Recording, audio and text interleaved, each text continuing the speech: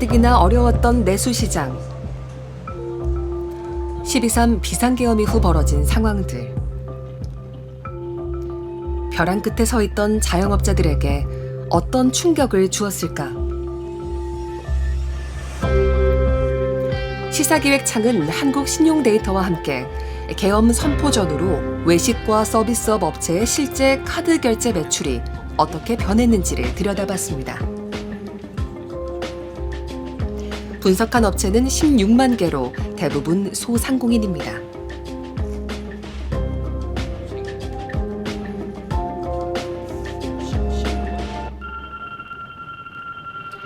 지난해 상반기까지만 해도 1년 전 같은 기간과 비슷한 수준에서 등락을 반복하던 업종별 평균 매출.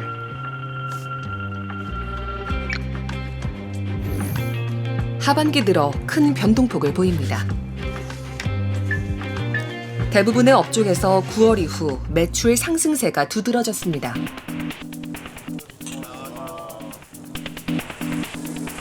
시장에는 경기가 회복 조짐을 보인다는 기대감이 흘렀습니다.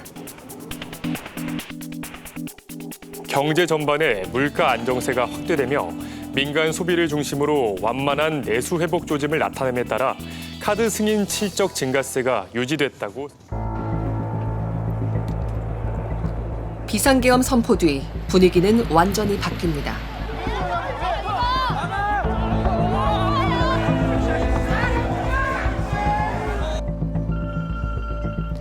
대부분 업종 매출이 전년 대비 하락세로 돌아섰고 특히 외식업이 직격탄을 맞았습니다. 12월 첫째 주 업종에 따라서는 전년보다 매출이 최대 12%포인트까지 떨어지기도 했습니다. 송년회가 본격화하는 연말까지도 매출액이 전년도 수준에 미치지 못한 곳이 많았습니다. 사실 물가 상승률을 반영했을 때 전년 대비 매출이 자연스럽게 증가해야 일반적인 상황인데요. 작년보다 오히려 매출이 떨어지면서 경기가 굉장히 안 좋아졌다라는 시그널을 좀 볼 수 있을 것 같습니다. 사실 자영업자들은 계절적인 요인을 되게 많이 받는 특징을 가지고 있고 그렇기 때문에 돈을 많이 버는 시기도 있고 좀 적게 버는 시기가 있는데요. 돈을 일반적으로 많이 벌어야 되는 연말에 매출이 많이 감소한 만큼 전반적으로 한 해를 봤을 때 조금 더 어려움이 예상된다라고 말씀드릴 수 있을 것 같습니다.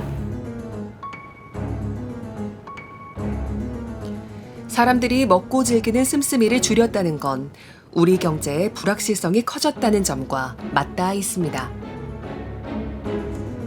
정치적 불안정성이 높아지면서 모든 국민들이 거기에 이제 촉각을 곤두세우고 있고 또 자신의 일상을 위해서 소비 지출 늘리기보다는 오히려 염려와 불안과 이런 걸 통해서 기존의 소비 패턴을 잘 이어가지 못하고 있는 것이죠. 이런 것들이 이제 소비 침체, 내수 침체 이런 것들과 연결되고 있다. 자, 2,000원, 1,000원씩. 자, 여기 한 묶음 1,000원. 자, 딸기 1,000원.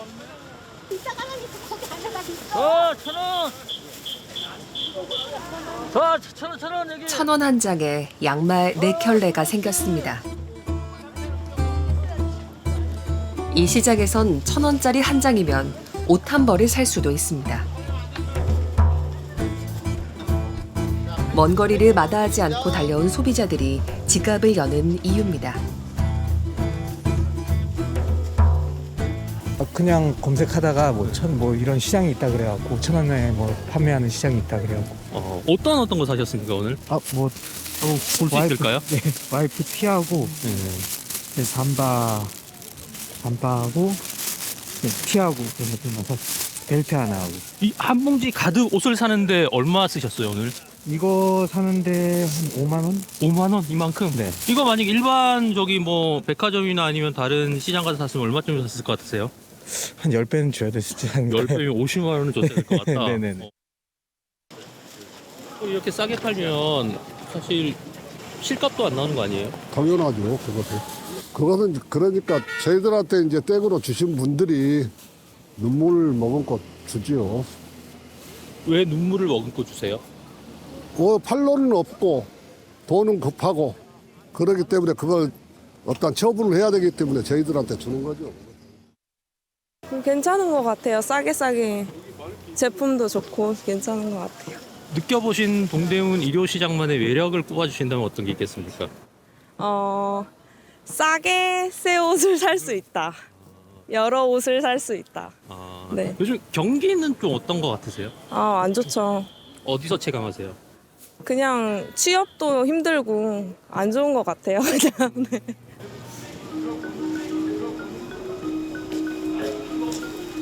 버는 돈보다 갚아야 할 빚도 빠르게 늘고 있습니다.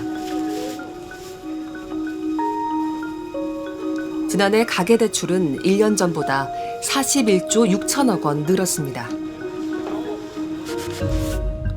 GDP 대비 가계대출 규모는 10년 전만 해도 주요 43개 나라 중 14번째로 높았지만 최근 5위까지 올랐습니다. 2010년 이후부터 현재까지 GDP 대비 가계부채 증가폭을 보면은 우리나라는 매우 빠른 속도로 늘어난 것을 확인할 수 있기 때문에 그 부채 수준이 너무 과도할 경우에는 실물 경제라든가 그 가계의 경제 활동에 부정적인 영향을 미칠 수 있습니다. 부채가 기본적으로 지나치게 많아지게 되면은 가계는 이제 원리금 부담이 크게 늘어나기 때문에 그로 인해서 소비 여력이 제한될 수 있습니다. 빚에 허덕이는 사람들. 집이 강제로 처분되는 상황으로 몰리기도 합니다. 법원 입찰 법정.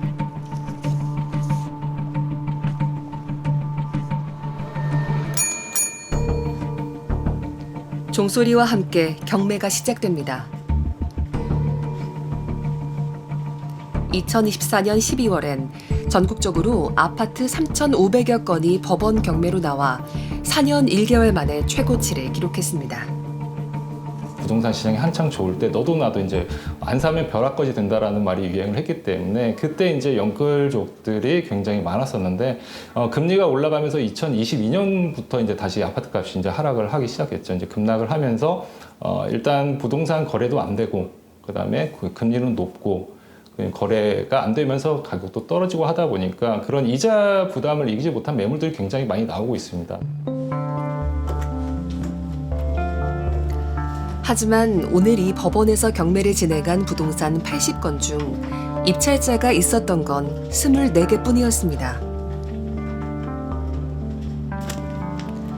나머지 매물은 유찰된 채 언제가 될지 모르는 낙찰을 기다리며 다시 서류고로 옮겨집니다. 일반 경기나 부동산 경기가 좋을 때는 가격이 계속 오르는 상황이니까 경매가 나왔을 때 이해관계인들이 많이 낙찰을 받는 경우가 있었고 지금은 이해관계인들이 낙찰을 받는 경우가 많지는 않아요. 예를 들어서 자기 집이 5억이면 예전에는 채무가 4억 정도였으면 자기 집을 팔고 채무를 변제하고도 1억이 남지만 지금은 집값이 5억이면 채무가 6억, 7억 이상 되니까 채무를 변제할 수 있는 상황이 안 되는 거죠.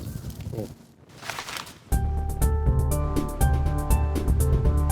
늘어난 가계부채는 경기부양책을 쓰려는 정부의 발목도 잡고 있습니다. 한국은행은 기준금리를 인하해서 이제 소비라든가 투자를 등에 대해서 이제 좀 개선돼서 그 실물 경기를 개선하려는 그런 효과를 가져오려고 합니다. 그런데 이제 가계가 그런 낮아진 금리를 바탕으로 좀 소비라든가 경제 활동에 사용하는 것이 아니라 그 이제 가계 대출을 활용해서 그 부동산 대출의 가계 자금이 지나치게 몰리게 된다면은 사실 한국은행이 기대했던 그런 그 실물 경기의 개선 효과를 이제 기대할 수 없게 되는 부분이 이제 그런 부작용이 나타나게 됩니다.